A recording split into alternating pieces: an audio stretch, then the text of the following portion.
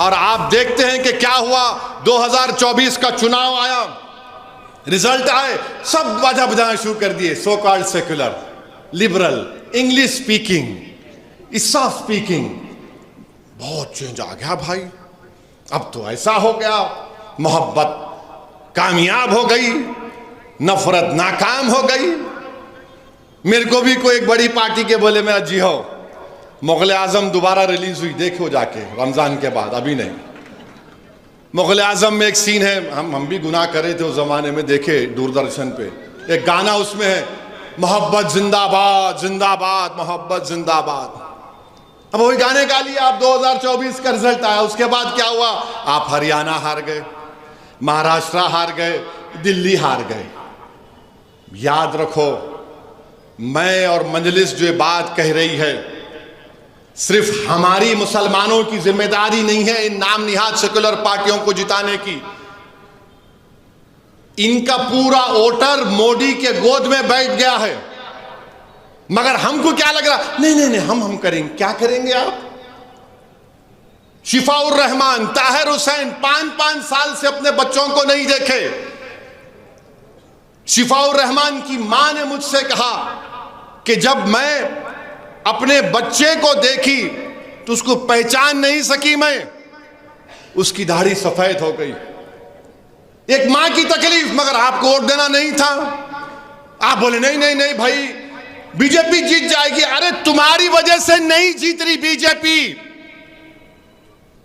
तुम्हारी वजह से नहीं जीत रही बीजेपी।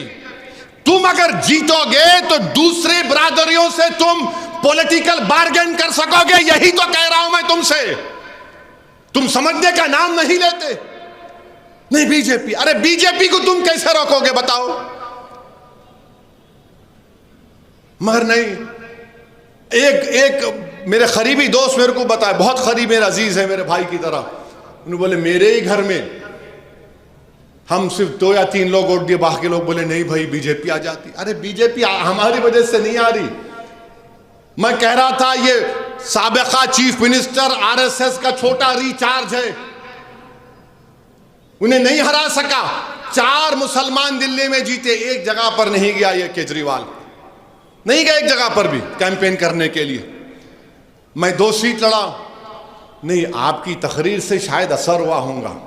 मिला जियो सही बोल रहे आप, मेरी बीवी भी यही बोलती घर को आया तो। क्या बकवास है, क्या बुज़दिली है ये। अरे अल्लाह से डरो, मोदी से मत डरो। रब्बे कायनात का खौफ पैदा करो पहले अपने दिलों में, अपने अमल में। नहीं अल्लाह है भाई, और ये क्या, अरे अल्लाह से डरो ना मेरे भाई।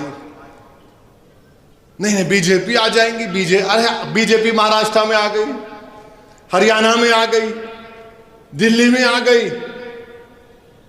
तेलंगाना बनने से पहले प्रणब मुखर्जी कमेटी को, और वो कोई जज साहब थे, नाम याद नहीं आ रहा, क्या नाम था जज का था, उन कमेटी को लिख के दिया था तेलंगाना बनाओ, बीजेपी मजबूत होंगी यहाँ पे। ये सब हमारे जो लोग थे सो कॉल्ड दानिश्वर। क्या बोल रहे आप, क्या बोल रहे हैं? देखो आज